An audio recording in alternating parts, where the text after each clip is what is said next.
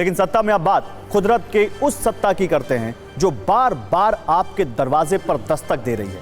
इसके सबसे नए और डरावने सबूत सुबह सुबह जयपुर से सामने आए, जहां सिर्फ भूकंप नहीं बल्कि धमाकेदार भूकंप आया।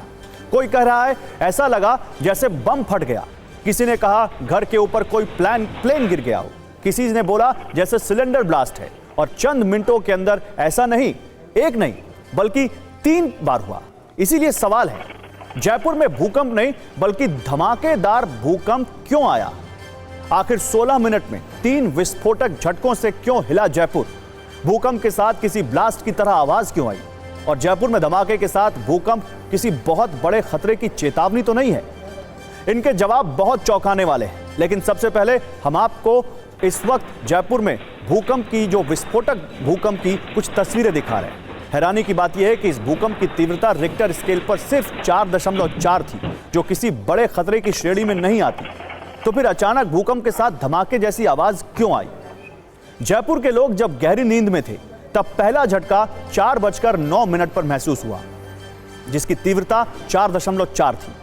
इसके बाद लोग अपने घरों से बाहर निकल आए, जानवर भागने लगे, लोगों में दहशत फैल गई। और तभी 4:22 पर भूकंप का दूसरा झटका लगा, जो 3.1 तीव्रता का था। और इसके 3 मिनट बाद सुबह 4:22 पर 25 मिनट पर तीसरी बार भूकंप आया और धरती हिल गई, जो 3.4 का था।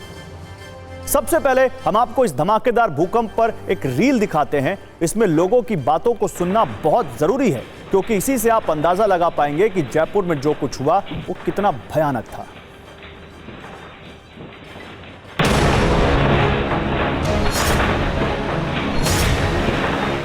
राजधानी जयपुर में जिस तरीके से भूकंप के झटके सुबह 4:09 पर महसूस किए गए, लगातार बैक टू बैक जो 3 झटके महसूस किए गए, उसके बाद लोग जो है दहशत में आ गए, लोग अपने घरों से बाहर निकल गए।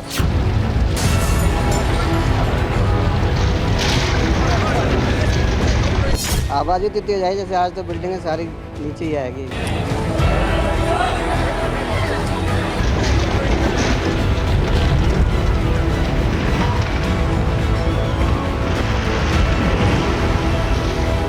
मैं सो रहा था तो मेरे नीचे से इतना भयंकर आवाज़ आई जैसे कोई विस्फोट हो गया हो।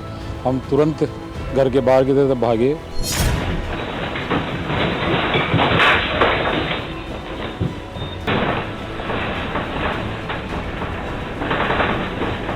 पलंग वगैरह सब हिल गए थे, बहुत तेज। फर्स्ट वाला जो भूकंप था वो बहुत ही फास्ट था। तो बहुत दहशत का माहौल था और आधे घंटे घर से बाहर रहे सब।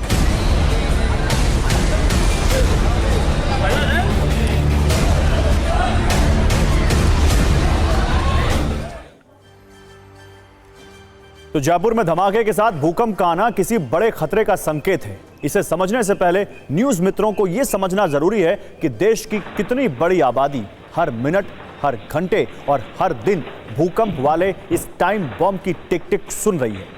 दरअसल भूकंप के लिहाज से भारत को जोन 2 से लेकर जोन 5 तक में बांटा गया है। इसमें जोन 5 का मतलब होता है बहुत ज्यादा खतरा, और इस खतरे की जद में देश का 11% हिस्सा आता है। इसमें जम्मू कश्मीर, हिमाचल, उत्तराखंड, गुजरात के कुछ इलाके शामिल हैं।